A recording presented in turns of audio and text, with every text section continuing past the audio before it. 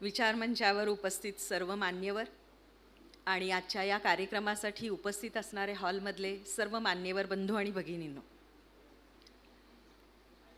माझ्या स्वतःसाठी व्यक्तिगत आजचा हा प्रकाशन सोहळा जो आहे तो प्रचंड आनंदाचा आणि अभिमानाचा आहे. आपल्या कुटुंबातल्या व्यक्तीचं जेव्हा एखादी गोष्ट घडली जाते, अधिक चांगल्या पद्धतीनं समोर येते, तेव्हा कुटुंबातल्या प्रत्येक सदस्याला जो आनंद होतो तो आनंद आज फारुखभाई मला स्वतःला आहे.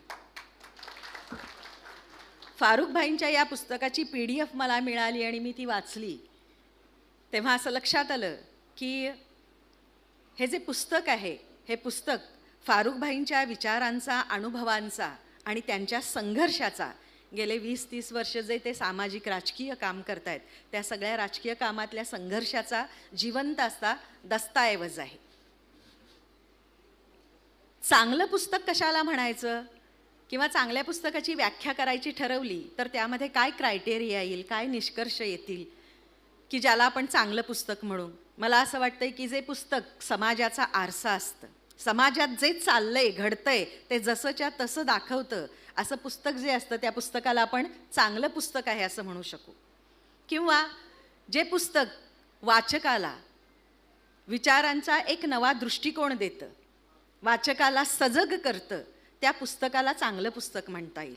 जे पुस्तक आपल्या काळातले प्रश्न मांडतं त्या पुस्तकाला चांगलं पुस्तक म्हणता येईल. किंवा जे पुस्तक वाचल्यानंतर वाचकाला आणि संपूर्ण समाजाला एक नवी दिशा देतं त्या पुस्तकाला चांगलं पुस्तक म्हणता येईल.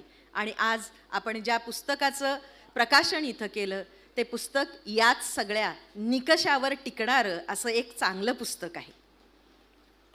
फारुखभाईंनी केवळ शब्दसंग्रह, त्यांचे भाषणाचा शब्दसंग्रह केलेला नाही आहे, तर या पुस्तकामध्ये आजच्या राजकीय परिस्थितीवरती एक ठोस वैचारिक हस्तक्षेप करायचा काम या पुस्तकानं केलेलं आहे. आणि पुस्तकाचं वेगळेपण, वैशिष्ट्य जे आहे ते इथे आहे असं मला वाटतं. आपण अनेकदा असं सातत्यानं म्हणत असतो की आज जे सत्ताधारी आहेत, धर्मांध, जातीयवादी, मनुवादी सत्तेवर आलेले आहेत, ते आपला सगळाच इतिहास बदलायला निघालेले आहेत. मग तो शिवाजींचा, शाहू महाराजांचा, काय सगळ्यांचाच इतिहास बदलायला निघाले. आणि अशा वेळी आपल्याला सातत्यानं वाटत असतं की आपला इतिहास आपणच लिहायला पाहिजे. त्यामुळे फारुखभाईंनी 2014 नंतरच्या काळातलं जे काही सगळं मुस्लिमांचं वर्णन आहे किंवा मुस्लिमांवर होणारे अत्याचार असतील त्या अनुषंगानं समाज त्या प्रश्नांकडे कसं बघतोय या बाबतीतलं सगळं जे विवेचन, लेखन केलेलं आहे, आपल्या भाषणातून व्यक्त केलेलं आहे. मला वाटते पुढं चालून हा संदर्भ ग्रंथ होणार आहे, पुढं चालून हे ऐतिहासिक दस्तावेज होणार आहे. आपल्या समाजाचा इतिहास आपण लिहायचं काम करणं ही आपली जबाबदारी ओळखून त्या पद्धतीनं हे पुस्तक त्यांनी लिहिलं आहे. त्याबद्दल खरं म्हणजे त्यांचे मनापासून आभार मानणं गरजेचं आहे असं मला स्वतःला चळवळीतली एक छोटीशी कार्यकर्ती म्हणून वाटतं.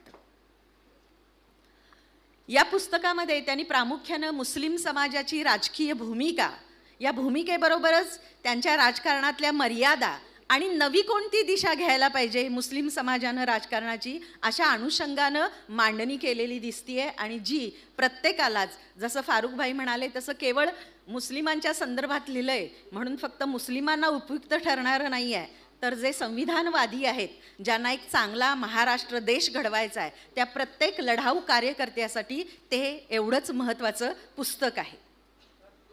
त्यांनी या पुस्तकामध्ये एक खंतही व्यक्त केलेली आहे.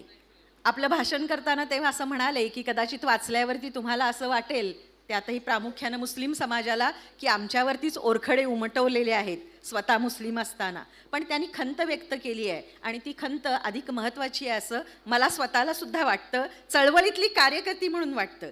कारण मला स्वतःलाही एक चांगला समाज घडवायचा आहे, जो शोषणावर आधारित असणारा, विषमतेवर आधारित असणारा नको आहे, जो समानतेवर आधारित आहे असा एक चांगला समाज घडवायचा आहे. आणि त्यावेळेला आपल्याला सर्वांगीण लढाई जेव्हा करायची असती तेव्हा सगळीकडे बघावं लागतं, सगळ्या समाजाच्या बाबतीत बघावं लागतं. आणि म्हणून मला असं वाटतं की त्यांनी व्यक्त केलेली जी खंत आहे ती खंत अतिशय महत्त्वाची आहे.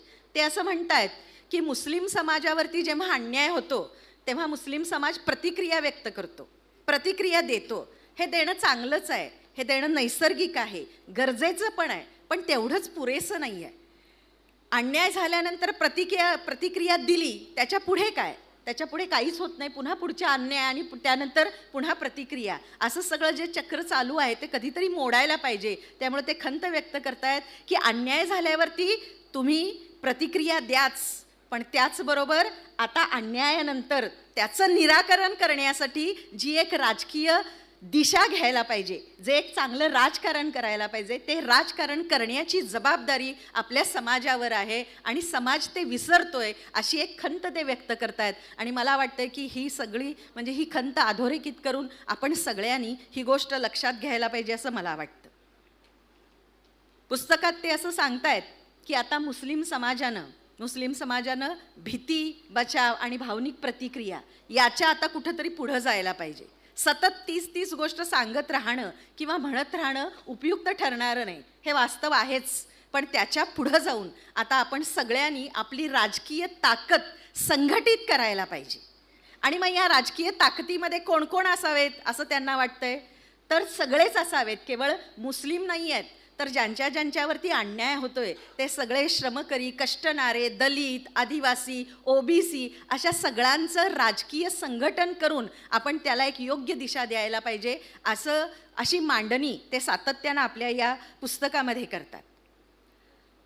समाजात आणि राजकारणात घडणाऱ्या ज्या सगळ्या घटना आहेत त्या घटनांकडे ते असं म्हणतात की आता मूक प्रेक्षक बनून बघायचं आपण बंद करायला पाहिजे.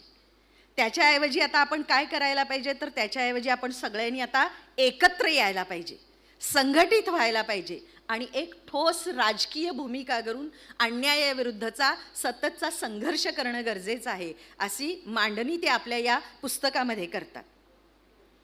मुस्लिम समाजानं आता सगळ्यांशी बोलायला पाहिजे, केवळ आपल्याशीच नाही तर सर्वांशीच. मगाशी मी म्हटलं तसं दलितांशी बोलायला पाहिजे, वंचितांशी बोलायला पाहिजे, ओबीसी असतील त्यांच्याशी बोलायला पाहिजे, आदिवासी ज्यांच्यावर अन्याय होणारे आहेत, मग ते कष्टणारे असतील, शेतकरी असतील, शेतमजूर असतील, या सगळ्यांचं दुखणं आणि आपलं दुखणं एक आहे असं ओळखून या सगळ्यांशी संवाद साधणं गरजेचं आहे. आणि त्या संवादासाठी मुस्लिम समाजानं पुढाकार घेणं, किमान मुस्लिम समाजातल्या ज्यांना असं वाटतं की एक चांगला समाज आपल्याला बनवायचा आहे, अशा सगळ्यांनी यासाठी पुढाकार घेणं जास्त महत्त्वाचं आहे असं ते सांगतायत.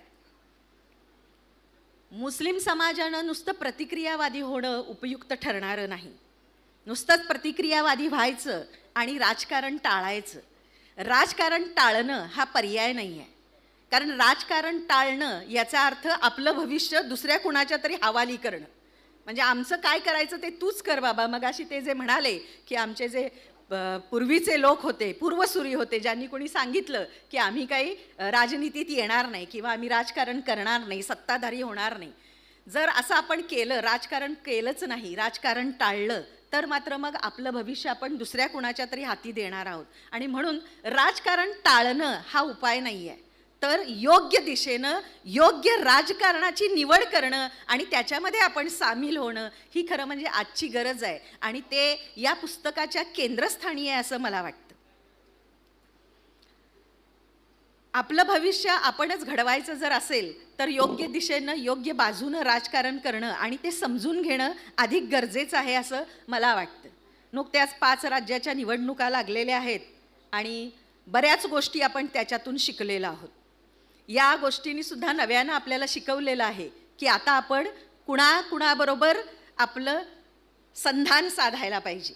आपले नैसर्गिक मित्र कोण आहेत, आपले शत्रू कोण आहेत, तात्पुरते शत्रू कोण आहेत, दीर्घकालीन शत्रू कोण आहेत, म्हणजे शत्रू मित्र विवेक आता आपण जागा करायला पाहिजे. आणि आपले जे नैसर्गिक मित्र आहेत ते शोधून त्यांच्याबरोबर एकत्र येणं आणि एकत्र येऊन लढाई करणं.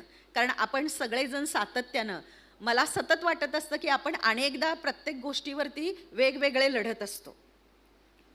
माझ्या बाबतीत सांगताना आता जे अतिशय सुरेख बोलतात उर्दूमध्ये, त्यांनी शिवाजी कोण होता त्याचा उल्लेख केला. खरं म्हणजे ज्यानं हे सगळं आमच्यापेक्षाही अधिक सहन केलेलं आहे, जो सहन करतोय तो प्रशांत आंबी आज इथे उपस्थित आहे. पण केवळ ते सहन करत राहणं किंवा बोलणं मर्यादित तेवढ्यापुरतं उपयोगाचं नाही आहे. म्हणजे ते करावं तर लागणारच आहे.